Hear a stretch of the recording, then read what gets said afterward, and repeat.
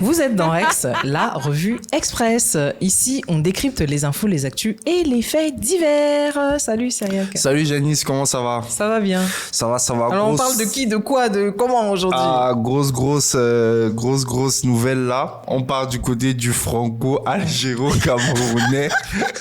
Vraiment, les médias français, c'est... Tu as bien fait de préciser parce qu'il n'est plus en odeur de sainteté. Là, il est plus en odeur. J'ai vu ça dans une affiche. Donc aujourd'hui, on va parler de Kylian Mbappé.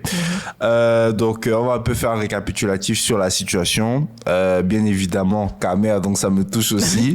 J'aurais peut-être mon mot à dire là-dessus. J'ai pris la vidéo du coup d'un expert, on va dire, dans le monde du football qui a notamment enquêté sur plusieurs cas.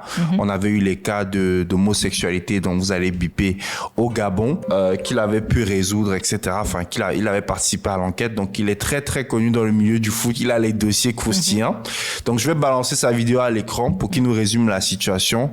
Et puis peut-être on va donner nos avis entre temps comme d'habitude. D'accord. T'es prête? Je suis prête. 2, 1, let's go. Bonjour à tous et bienvenue. Nouvelle affaire, Kylian Mbappé. Une de plus, diraient certains. Ça fait parler dans le monde entier. Alors, pas tellement dans les médias espagnols pour le moment, ça va peut-être un heureux hasard, mais ça va surtout nous permettre de mettre en avant l'incompétence, l'amateurisme des gens censés accompagner les carrières de joueurs et les clubs de football en général. J'en parle depuis des années de la toxicité de ce milieu, et cette affaire, elle est presque parfaite tellement elle est surréaliste. Je m'explique. Vous avez depuis quelques années un métier qui est en vogue, même ça fait depuis plus longtemps, qu'on appelle le concierge, la conciergerie de luxe. Le voyage donc en Suède, on va pas revenir à quel point le timing est désastreux et tout. Déjà le premier truc, les gens vont me dire mais pourquoi la Suède? Bon, la Suède c'est très simple, tu parles à tous les gens qui gèrent des conciergeries de luxe, ils vont te dire qu'auparavant leurs clients, donc souvent c'est des gens, on va dire qui ont une certaine fortune, peuvent venir un peu de partout. C'est vrai que par exemple au Moyen-Orient ils sont très friands maintenant de la Suède. Avant ils faisaient des certaines soirées à Londres, à Paris et tout. Maintenant ils aiment beaucoup aller à Stockholm. Pour une raison qui m'a été décrite par plusieurs, c'est que visiblement les soirées sont très chaudes, que des fois t'es même dans la boîte de nuit, dans le truc VIP, on va légèrement te toucher tes parties génitales pour te faire comprendre qu'après tu vas passer un moment enflammé à l'hôtel. Donc littéralement, ça me fait penser à ce qu'un ancien international m'a dit, un mec qui est en Angleterre, qui m'a dit moi je veux aller jouer en Suède, notamment pour les femmes. Bref. Et donc vous avez... Gang. Voilà, tout est dit. Donc... Kylian serait allé en Suède pour se mettre en joie, tout simplement. Waouh, mais attends, lui, il a les dossiers, Molina. Molina, il a les dossiers, mais là. Mais lui-même, l'intéressé lui-même a confirmé que quand il est allé en Suède durant son séjour, il s'est passé quelque chose avec une fille. Donc, voilà. Waouh. Maintenant, est-ce que ça valait le coup? Hein? Je dis maintenant, est-ce que ça valait le coup, sans mauvais jeu de mots? C'est clairement ça. Attends. Oula. Qui vont vous organiser tout ça. Donc à travers des conciergeries de luxe pour des personnes dites VIP. Donc c'est pour ça que la Suède est de plus en plus demandée à ce niveau, parce qu'évidemment, il y a de très bonnes... Attends, c'est le proxénétisme qu'ils appellent conciergerie de luxe. C'est un truc à la Didi, là. C'est quoi ça? C'est une dinguerie, là. Ouais. Mais Kiki, tu es parti dans quoi? En fait, sous couvert, effectivement, de conciergerie, on peut dire que oui, c'est une expédition de tourisme, tu vois, tourisme à caractère...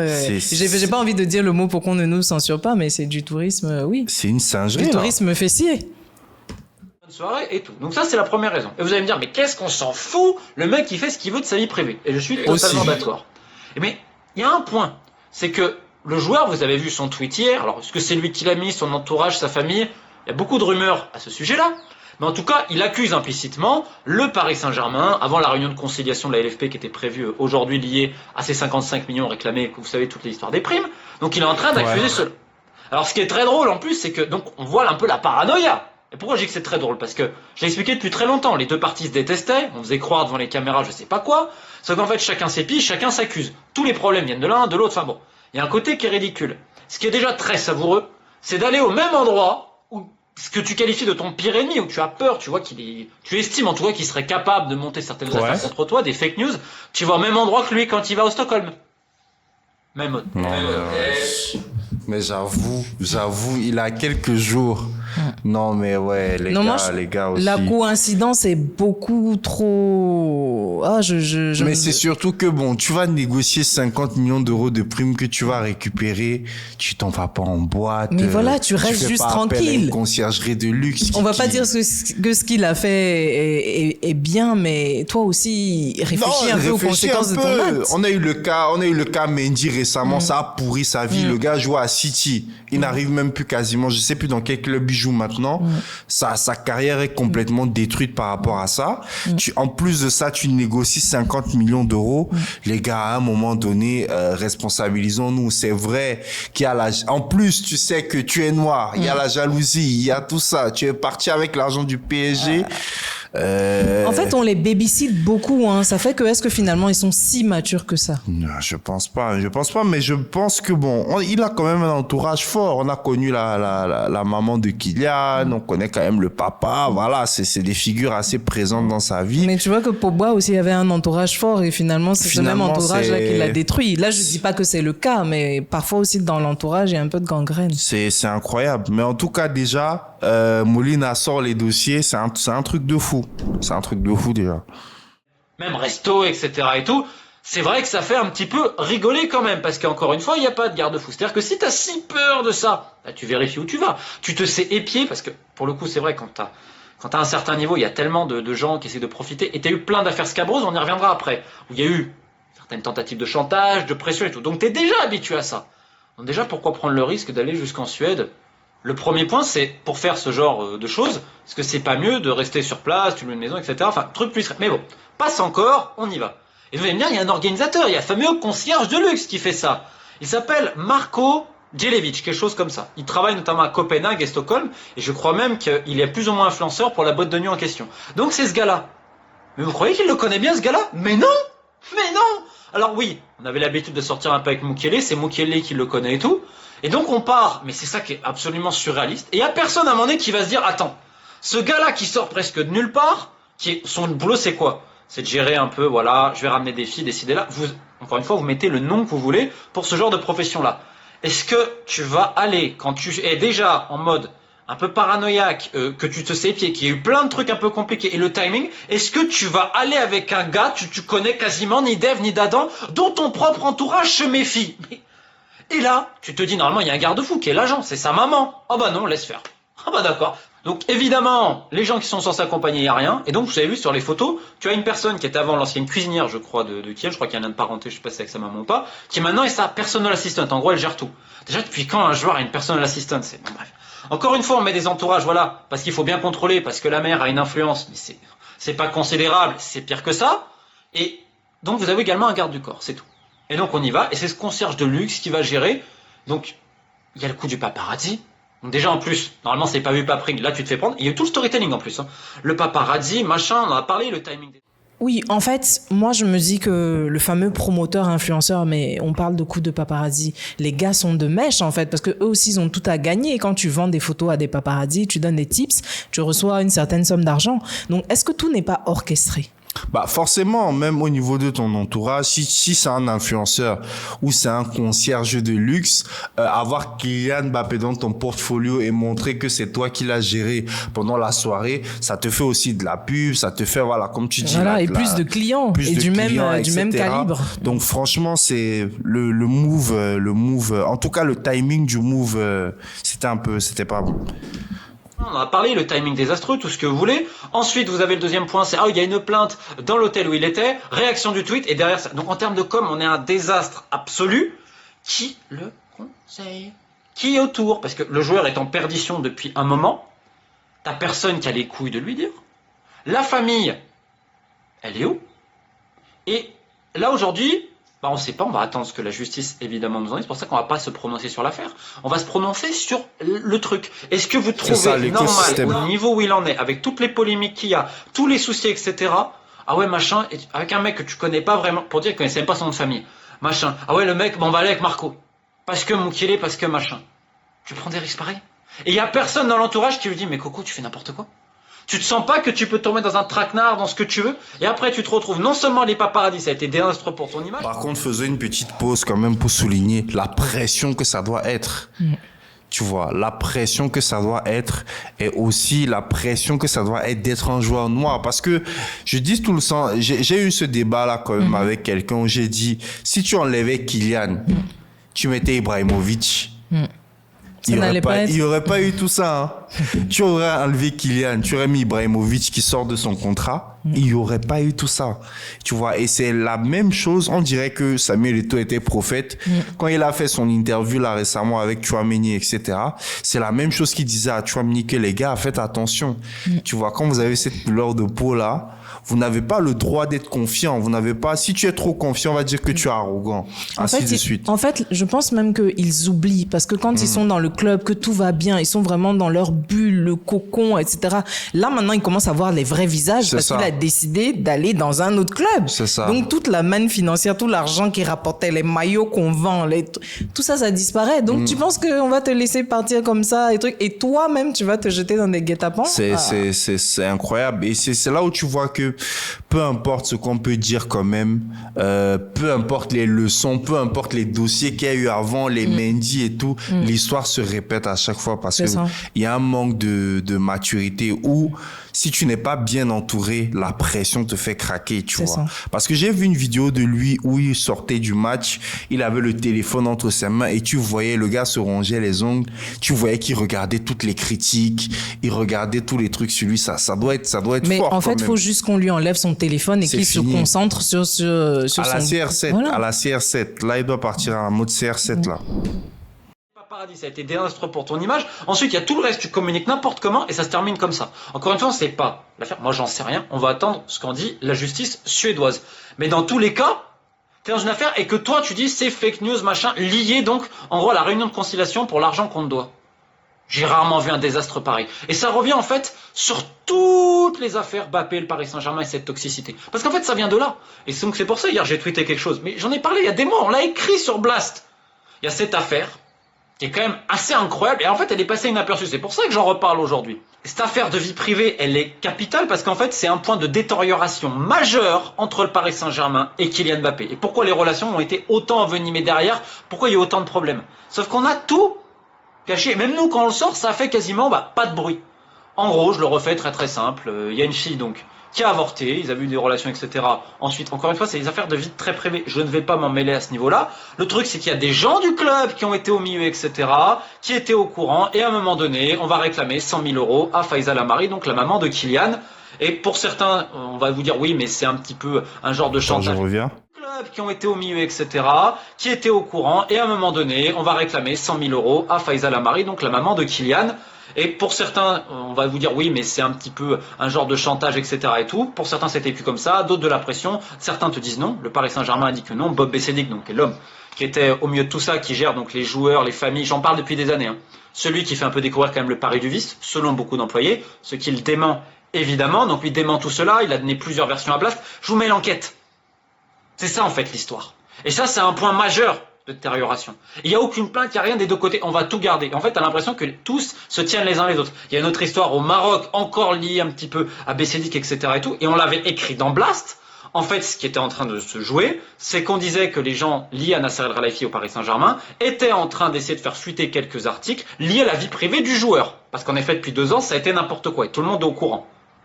Ce que le Paris Saint-Germain, évidemment, dément à ce sujet-là. Mais c'est pour vous montrer un peu la toxicité des relations. Waouh, c'est chargé. À partir du moment où vous avez, entre guillemets, un homme de main qui va régler vos sales besognes, même quand tu es dans la vie ordinaire, quand quelqu'un te rend une faveur, après, tu peux être soumis à des pressions ou à du chantage, mais à ce haut niveau-là, est-ce que tu penses vraiment qu'on va te laisser tranquille? C'était pas mieux même de laisser l'affaire éclater et puis tu passes à autre chose? Peut-être qu'il a voulu se donner une image trop lisse. C'est bizarre, hein, parce que moi, j'avais pas encore vu cette vidéo-là, mais depuis que je regarde la vidéo, c'est comme si mon mindset est en train de changer. Ouais. Parce qu'au départ, je me disais, oh, le pauvre, tu vois, truc. Mais quand tu creuses bien, je dis pas que ce qui se passe est bien, mais il a quand même une petite part de responsabilité qu'il faut admettre. À chaque fois, j'ai l'impression, à chaque fois, tous les hommes noirs qui sont prominents, c'est sous la ceinture qu'on les attaque. C'est une dinguerie. c'est une dinguerie. P. Diddy, R. Kelly, tout. Maintenant, et même le timing, tu vois, tu as P. Diddy, tout ça. Et puis, schlack, tu as le truc de sous la ceinture qui sort pour Kylian. Franchement, déjà, c'est mesquin de la part de ces clubs-là, très clairement. Et à un moment donné, les gars, on doit aussi retenir la leçon. Quand tu arrives à un certain niveau, tu vois que les gars sont mariés. Marie-toi! Mais il y en a beaucoup, les footballeurs qui se marient jeunes, hein, soi-disant que ça leur apporterait de la stabilité. Non, mais clairement, parce que là, c'est des dingueries qui vont venir entacher ton image, alors que tout était bien parti. Moi, on connaît Kylian pour le foot, champion du monde à 19 ans, les records, n'en parlons plus, mais derrière, si tu ne maîtrises pas ce côté-là, c'est chaud. Mais peut-être que déjà, là je spécule parce que je n'en sais rien, peut-être qu'il y avait déjà eu toute une tonne de dingueries qui avaient été couvertes. Donc finalement, si tu veux te donner une image lisse, alors que en ton tréfonds, peut-être que tu n'es pas si lisse, est-ce que c'est pas mieux de faire comme les bad boys là? Moi je sais pas, je prends des exemples dans la NBA, les gars qui s'assument et autres, et tu passes à autre chose plutôt que de vouloir te donner le rôle modèle alors que tu en es pas un, et ça t'explose en plein visage. Il y a un très très bon exemple de ça pour moi dans le football, ça a été Pogba. Ça veut dire Pogba est arrivé directement avec l'image de la fête. Flamboyant et tout. Moi, je trouve, si c'était pas l'histoire de Marabout, je pense que Pogba était parti. Tu vois, Pogba était parti. Et puis, tu gères ton environnement. Tu vois, parce que il y a des coins, malheureusement, que tu vas sacrifier, que tu pourras plus aller. Tu vois. Et franchement, c'est bon. Quand je regarde la vidéo de Molina, c'est beaucoup de dossiers, en fait, que les gars avaient contre toi. C'est ça. Et donc, c'est dommage d'accumuler autant d'handicaps pour avancer. La toxicité des relations, à quel point je te tiens, tu me tiens et tout. Mais t'as déjà eu des histoires un peu dodgy. Et on parle même pas d'une autre personne qui a... Là, tout le monde à la recherche d'ailleurs d'une certaine personne qui avait compilé pas mal de dossiers liés à la vie nocturne de Mbappé et tout. Donc le problème là, c'est qu'en effet, t'es déjà un mec très connu et puis t'as presque pas de vie, c'est vrai aussi. Mais après, s'il n'y a pas de garde-fou à côté de toi, donc quand tu fais l'addition, tu te rends compte qu'il y a beaucoup d'affaires qui ont été mises sous le tapis, également avec un petit coup de pouce médiatique parce que le joueur était super performant et que quand tu sors un truc, tu vas te prendre alors qu'il n'y a rien contre X ou Y, c'est pas ça. Et puis dans le même temps, on va être très clair, je l'avais déjà dit, le nombre d'infos qui ont été filées par le clan, je sais même pas si le joueur est au courant, ça fait qu'à un moment donné, quand tu balances à des journalistes, on va un petit peu te protéger. Le truc, c'est qu'aujourd'hui, eux, ils accusent le Paris Saint-Germain de tout diligenter, etc. et tout. Alors, faut pas être autant manichéen non plus, mais en tout cas, on est dans une toxicité extrême. Et au mieux, t'as le Real Madrid. Alors, ça aussi, ça me fait rire. Le Real, notamment Florentino Pérez, quand il y a un truc, il y a quand même énormément de contrôle en Espagne. Là, non, le Real paniquerait pas. On va arrêter les conneries. Hier, quand ils ont reçu des droits de réponse, donc des médias internationaux, dont le Parisien, qui a écrit au Real pour un droit de réponse, il y a eu une réunion tout de suite, je sais pas si c'était en visio, au téléphone, etc. En tout cas, ils étaient pas sur place. Donc, je sais pas s'ils ont mis la caméra ou pas. Mais en fait, tout ça, ça nous montre juste que il y a peut-être une forme de naïveté, hein, parce que tant qu'il était sous l'aile du PSG, ils ont couvert tout, ils l'ont protégé, ils l'ont couvé. Maintenant, tu dis tu veux partir. Et ils sortent tous les dossiers, ils s'en fichent, puisque de toute façon, ils ne bénéficient plus, ils ne gagnent plus rien. Donc, ils ont ouvert les vannes. Mais c'est là où on voit aussi la stupidité aussi de certains médias français, tu vois. C'est pas pour dédouaner Kylian ou quoi que ce soit, hein. Mais à contrario de d'autres médias, les autres médias savent protéger leur investissement. C'est ça. Tout le scandale qu'on est en train de faire là, c'est que dans la sphère francophone. Les médias espagnols n'en parlent pas. C'est pour le punir, à mon avis. Ils veulent le punir parce qu'il a quitté la France. Mais comment tu peux mettre le racisme au-dessus même de tes... C'est-à-dire, tu vas aller par exemple au niveau du Real, des médias espagnols, etc. Tu vas demander, on va dire, Kylian, c'est notre gagne-pain. Tu vois, il remplit les stades, il vend les maillots, donc on va le critiquer sur son foot. S'il est nul sur le foot, on va critiquer sur le foot, mais on va pas aller au-delà parce que ça abîme l'image déjà du Real, ça abîme l'image des sponsors, etc. Donc il y a tout un écosystème que tu as protégé. Là, tu as quelqu'un qui est une légende en France. Champion du monde à 18 ans, il vous a donné une étoile. Il a failli vous donner une deuxième avec un triplé. C'est ça. Et puis vous venez avec... Non, mais tant qu'il faisait ça, si tu as bien remarqué, dans la presse, il était toujours encensé, etc. Mais son péché premier, il a quitté le territoire pour aller ailleurs. Et ça, je pense qu'on ne va pas le lui pardonner. Mais c'est dommage parce que je veux dire, même s'il va ailleurs, c'est toujours le drapeau français qu'il porte. Tu vois, il est là, Kylian Mbappé en Espagne en tant que Français. Tu vois, C'est c'est pas une faux. légende. Mais- Tu vois, tu t'es affiché, Macron s'est affiché avec lui. C'est là où je me dis aussi, tu as le rôle aussi de protéger ton investissement. Mais le truc, Tu c'est vois. quoi? Attends, je vais aller sur un point, Mamie. Là, tu vas capter, Vas-y. tu vas comprendre. Il a quitté la France. S'il quitte la France, il quitte le système d'imposition. Donc, financièrement parlant aussi, même pour l'État. L'État même. Kylian Mbappé, c'est un enjeu national, en fait. Oui. C'est même plus... Il y avait eu des interventions de Macron, même à l'époque, pour C'est lui ça, dire, oui. mais reste. Et je te prends un exemple simple. Ça n'a rien à voir, mais pareil pour Johnny Hallyday. Bon, il est belge d'origine, ok, on s'en fiche, mais c'était les Français qui l'avaient adopté. Quand il a décidé, à un moment donné, de s'expatrier à Gstaad, en Suisse, Oui. pour fuir justement l'imposition française qu'il Ouais. trouvait trop lourde. Mais ça a été le tollé. C'est vrai. Et c'est pas après, faux finalement, aussi. bon, ça s'est calmé, ça s'est tassé, mais c'est la même, en fait. Après, il faut voir aussi, bon, c'est dommage, mais il faut voir aussi le côté rayonnement, tu vois. Bon, certes, il va s'expatrier, certes, il va aller ailleurs, mais Kylian Mbappé, dans une bonne forme et sous une bonne image, est toujours rentable pour la France.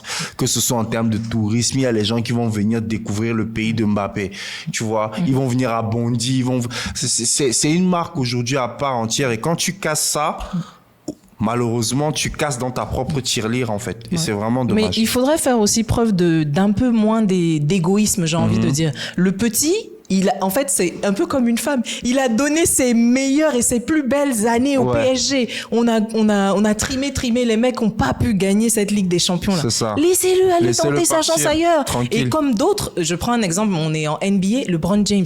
Il a quitté Cleveland. Ouais. C'est en quittant Cleveland qu'il a fini par gagner son premier titre NBA. Je crois que c'était avec les Heat ou je sais pas quoi. C'est Ensuite, ça. il est revenu à la C'est maison, ça. il a gagné là-bas. Donc, C'est ça. laissez le gars, on sait jamais. Ouais, Voilà. mais après, bon, ouais, c'est un environnement très toxique, hein. Bon, c'est vrai que là, nous, on regarde la chose de l'extérieur, mais on peut pas aussi dire, tu vois, il y a des rumeurs où il venait pas à l'entraînement, ça commençait à créer des tensions sur le banc, Ouais. tu vois, les premiers jours de préparation du Real, il est pas venu, tu vois, les trucs comme ça aussi, ça crée des choses, mais bon, on n'est pas dans le secret des dieux, on C'est analyse ça. la chose d'un point de vue extérieur, mais il a trop de dossiers. Il y a beaucoup de casseroles. Il y a Ouais. beaucoup de casseroles. Et gars, ça, c'est une leçon pour ceux qui veulent commencer dans le foot, dans les médias, être influenceurs. Les gars, assurez-vous d'avoir une image clean. Ne faites rien pour rien. Ou ne vous dites pas, ah, on va juste me faire une faveur. La faveur qu'on te fait aujourd'hui, c'est la le paieras très rattrapage cher. que tu vas payer demain, forcément. Tu vois. Bon, je vais laisser Molina terminer. Je sais pas s'ils ont mis la caméra ou pas, mais en tout cas, il y a eu un appel entre plusieurs dirigeants. Mais bien évidemment, c'est une réunion de crise. N'importe quel club ferait ça. C'est normal. Ah non, c'est pas vrai et tout. Et donc là, en fait, t'as aucun communiqué. Le Real, c'est vrai que c'est souvent silencieux, stamp pas, on va rien dire. Sachant qu'ils ont déjà eu une affaire un peu de ce genre-là à l'époque avec Ronaldo. Mais le Real Madrid, pareil, ne fait pas ses devoirs. Si tu fais tes devoirs, parce qu'en effet, Mbappé, c'est un caprice de Florentino Pérez, les autres ne le voulaient pas vraiment, après ce qui s'était passé, tu te renseignes, tu te rends compte que oui, le Paris Saint-Germain, et j'en ai parlé depuis très longtemps, crée des monstres. Clairement, Ouais. on l'a dit il y a très longtemps. Mais tu sais très bien qu'il y Ouais. avait des affaires aussi avec eux. Tu le sais très bien. Et le plus terrible dans cette histoire, c'est que tu as un joueur qui mentalement ne va pas. Tout son entourage le dira. Et d'ailleurs, à un moment donné, quand tu as quelqu'un qui commence... Comment je pourrais dire? À un moment donné, à sortir beaucoup et à avoir une certaine consommation d'alcool, c'est rarement bon signe. Neymar, c'était pareil. Neymar, quand Ouais. il était en dépression, il a commencé à bien picoler. Triste. Moi, je trouve que cette histoire, elle est triste. En plus de ça, alors je parle même pas de l'affaire judiciaire qui, en effet, là, on parle d'agression sexuelle et tout, donc c'est fait ultra grave, ça. Moi, j'en sais rien, je suis pas dans le dossier. Mais c'est le général, en fait. Tu te rends compte que, il y a énormément de manipulation, de non-dits et tout, que quand il y a eu des affaires où on parle potentiellement de pression, de chantage, de 100 000 euros d'avortement, de ci, de là, tu te rends compte que c'est ultra obscur et que personne réellement veut en parler. Alors, on va me dire, oui, on protège la vie privée et tout. Mais putain, cette vie privée-là, elle a eu un impact surtout sur les performances sportives, surtout c'est le point central de détérioration entre le Paris Saint-Germain et le joueur. On parle pas de la vis-à-vis de son frère, et au milieu, t'as la maman qui veut tout gérer vis-à-vis de sa carrière, même de la vie du joueur. Dire ses potes avant, ils sont plus là, hein. C'est fini. Maintenant, on plus là. Hein. Bref, ouais, c'est bizarre. Et c'est Franchement, vrai, que l'histoire son est triste. c'est vrai que son petit frère joue aussi au PSG. Donc, Ouais. est-ce que par ricochet, ça va Par pas aussi ricochet. affecter et tout? Ouais, je crois qu'il a bougé, non? Ouais. Dites-moi dans les commentaires Oh, son ou à petit Lille, frère il est a à Lille bougé. maintenant. Il est Ah, à c'est vrai, Lille c'est ou un pas truc faux. comme ça. Ouais, je Donc, sais pas. ouais, c'est très très compliqué. En tout cas, force à Kylian. Les gars, vous voyez. Et puis, il a des blagues récemment avec le franco-algéro-camerounais. Donc, c'est pour vous dire, les gars, que il faut faut toujours prévoir le plan B. Il faut toujours rentrer chez soi aussi. Et puis, il ne faut jamais oublier d'où l'on vient. Et voilà comment ils nous voient. Même si tu es Michael Jackson, on te verra toujours comme le noir que tu es. Donc moi je vais terminer là-dessus. Je pense qu'on a plus ou moins tout eu sur la vidéo. Donc on vous attend dans les commentaires. Selon vous, est-ce que Kylian a sa part de responsabilité? Est-ce que c'est le club qui exagère? Dites-nous tout en commentaire. Mais surtout, abonnez-vous à la chaîne de l'Investisseur Africain.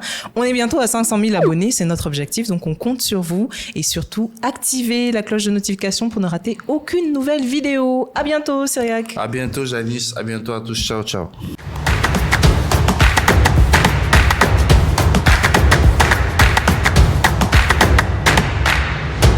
La revue Express.